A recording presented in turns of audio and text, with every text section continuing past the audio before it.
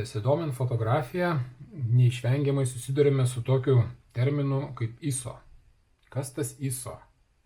Kodėl jį fotografai taip mini, keikiasi apie visokius didinimus, mažinimus? Tai tas ISO tai yra istorinis terminas, kuris iš tikrųjų turi mažai bendro su skaitmeninė fotografija. Ir jisai iš tikrųjų reiškia juostelės grūdelio standartizuotą dydį. Tai yra, kuo didesnis grūdelis juostelėje, tuo juostelė yra jautresnė šviesai, bet tuo pačiu jos raiška yra prastesnė. Turbūt esate matę nuotraukų, kuriuose yra toks gana didelis grūdėtumas. Tai va, čia aš turiu keletą fotojuostelių dėžučių.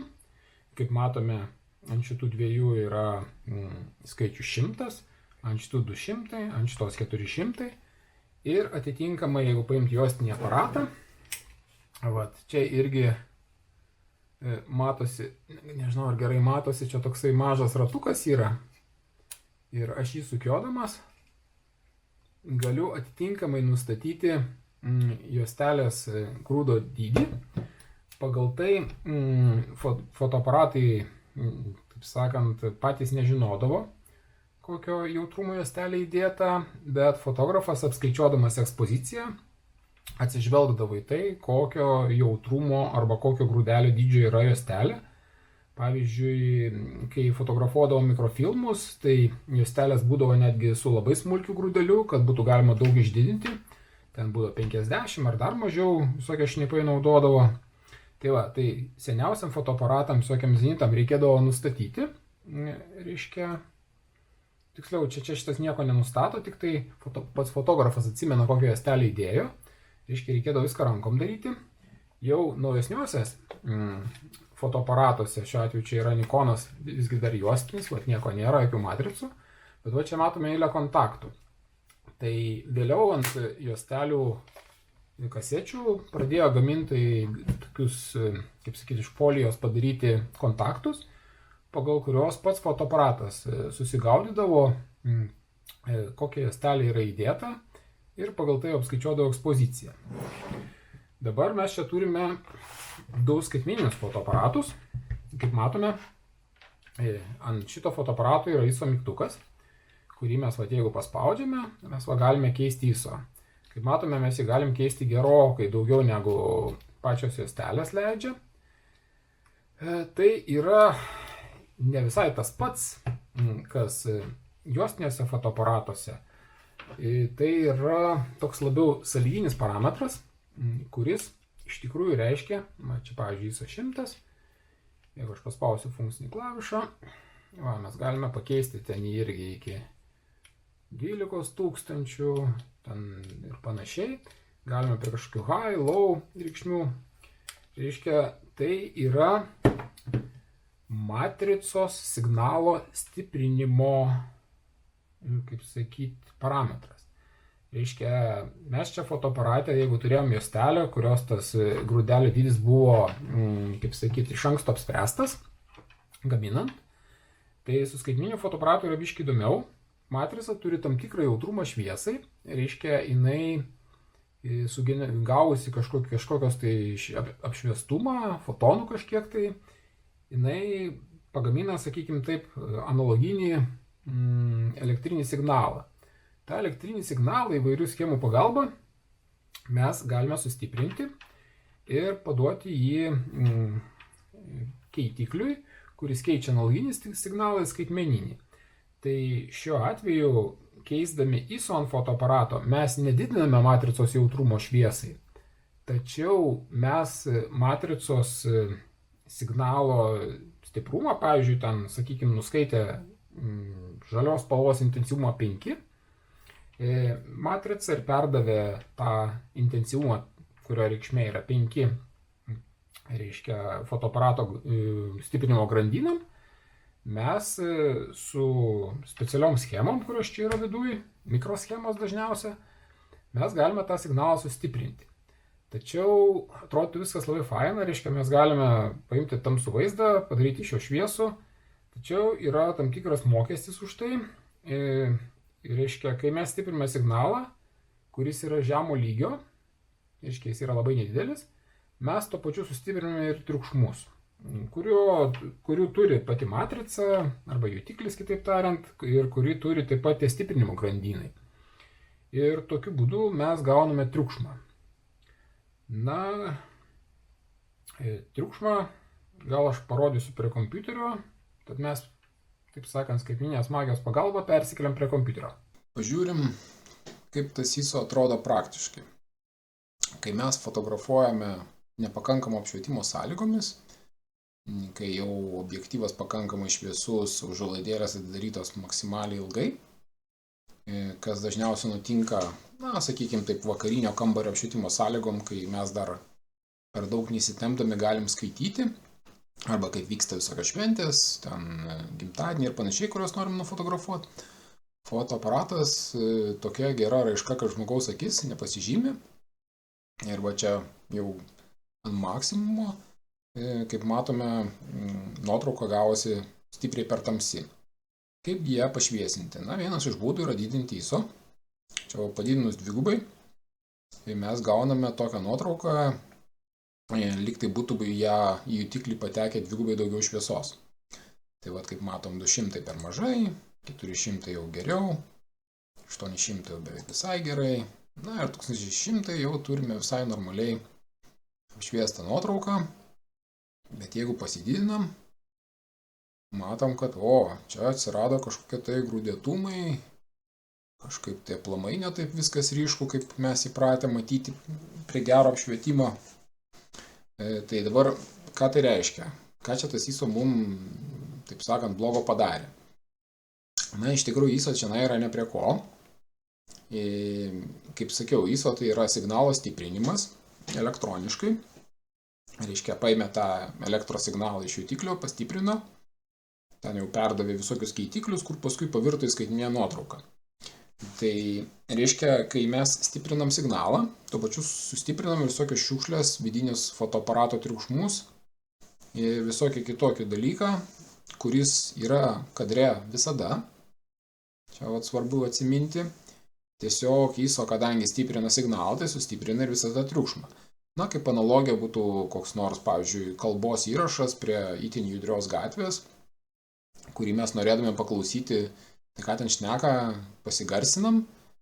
Ir vietoj to, kad mums būtų aiškiau ir ta kalba pasidarytų tokia aiškesnė, mes realiai girdim tą patį sustiprintą gatvės triukšmą ir tame sustiprinto triukšmo kontekste ta kalba nebūna ypatingai aiškesnė. Tai čia yra visiška analogija to pagarsinimo. Reiškia, tai dabar mes čia, kadangi turim kompiuterį, mes galim lygiai taip pat tą šviesos signalą, kaip tai pavadinti, pastiprinti programiškai. Aš čia jau parinkau iš tikrųjų tokias pačias reikšmes, kad stiprinimas programiškai atitiktų maždaug viso stiprinimą. Ir, tai nėra siurprizas, kad gauname visus kadrus, daugiau mažiau panašiai apšviestus. Čia jeigu pasižiūrėti, tai tie kadrai yra panašus. Čia yra maksimaliai, reiškia, sustiprintas ISO. Bet įdomus dalykas. Jeigu pasižiūrėti žemo ISO, reiškia, čia šiuo atveju stiprinimas yra, pavadinkim taip, vienetas. Reiškia, dirbtinai mes nieko nekėlėm, bet, kaip matom, kažkokios tai linijos, tas pats lygiai grūdėtumas ir aplamai, kaip sakyti, dar blogesnis vaizdas gavosi. Kodėl? Kaip sakiau, todėl, kad mes čia pamatome fotoaparato jutiklio visus triukšmus, kadangi šviesos pateko jutiklį per mažai, tai iš tikrųjų nelabai yra iš kur tam signalui susidaryti.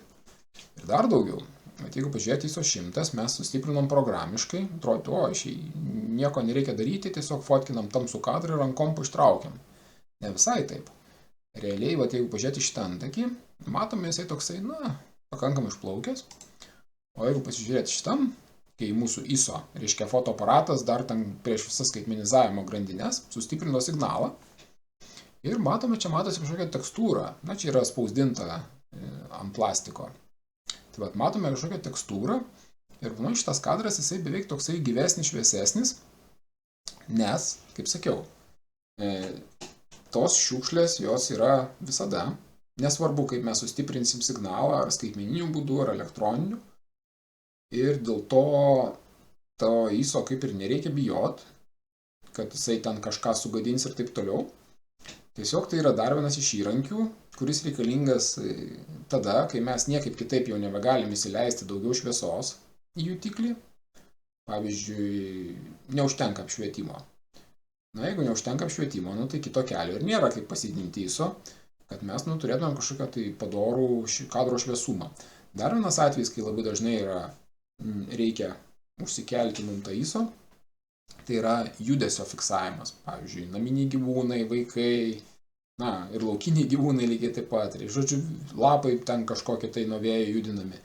Kai yra judesys, o šviesos mums nebeužtenka, tai mes užuolaidėlių atidarimo laiko negalim didinti, nes padidinus užuolaidėlių atsidarimo laiką, tai yra didinant išlaikymą, mes turėsime judesio išplaukimą, taip vadinami motion blur. Ir tada ką darom? Tada tiesiog pasidinam ISO ir fotografuojam. Kuo senesnis fotoaparatas, kuo mažesnė matrica arba jutiklis, tuo ISO ištrauks daugiau šlamšto. Kuo naujesnis fotoaparatas, pavyzdžiui, jeigu fotografuotumė su šrotiniu pilno kadro fotoaparatu, šiuolaikiniu ten už kelis tūkstančius eurų, tai jie pakankamai gerai dirba su ISO ten reikšmėm 6000, ten, 10 000 ir taip toliau. Ir ką tai reiškia? Tai reiškia, kur mes ten su kokiu nors mažo jutiklio fotoaparatu ten kažkokius tai tik tai išplaukusius spalvų debesėlius užfiksuojam, jeigu neturim nei blykstės, nei išorinio šviesos šaltinio, tai su tuo prabangiu fotoaparatu mes gana komfortiškai galime padaryti geros kokybės nuotraukas, arba, pavyzdžiui, ten fotografuoti krepšinio varžybas su ne pačiu galbūt šviesiausiu objektyvu ir visai normaliai gausis, būtent dėl to, kad per 20 metų tie signalo stiprinimo grandinės stipriai ištobulėjo, elektronika stipriai nuėjo į priekį ir tas ISO didinimas yra nebe toks baisus, koks, pavyzdžiui, buvo ten, prieš 10 metų su visokiais labai senoviniais kažkokiais tai fotoaparatais, kurie galbūt ir dienos šviesoje fotografavo ir fotografuoja nieko neprasčiau už tos naujausius. Tai silpno apšvietimo sąlygom dėja viskas yra kitaip, nes, sakau, vienintelis būdas kažką tai ten nufotografuoti yra didinti ISO. Ir ISO didinimas, ta viršutinė riba, pavyzdžiui, šito fotoaparato jinai čia maždaug ir yra nustatyta, nes paskui, tosme yra ribos, reiškia, tiem labai seniam kropam, tai ten dažniausiai būna apie 600 jau riba, 800, tokiem jau vidutinio lygio, tai maždaug iki 2000 dar kažką galima nufotografuoti. O ten patiem naujausiam ten būna apie porą tūkstančių. Tai va, tai žodžiu, reikia žinoti tą ribą, galima atiduoti, valdyti tą ISO fotoaparatui automatiškai, galima valdyti patiem, bet tiesiog reikia žinoti, kad tai yra, dar vienas iš fotografo įrankių. Ir reikia žinoti, kad jeigu jau fotoaparatas ten nori statyti ten ISO 3000 ar 5000, tada reikia pagalvoti, ar iš tikrųjų mus tenkins tie kadrai su tais triukšmais, ar kažkaip kitaip reikia spręsti, nes taip, jos galima nuimti kažkiek tai su programom, bet realiai dažniausia būna visai gerai netgi palikti. Tiesiog sumažinus kadrą, pavyzdžiui, čia su tais triukšmais kadras atrodo, ypač dar jum per video, tai atrodo visiškai normaliai. Ir žmogaus akis pakankamai gerai toleruoja tos ISO triukšmus. Dėl to, sakau, geras įrankis, naudokit. Tiesiog visur reikia saiką jausti.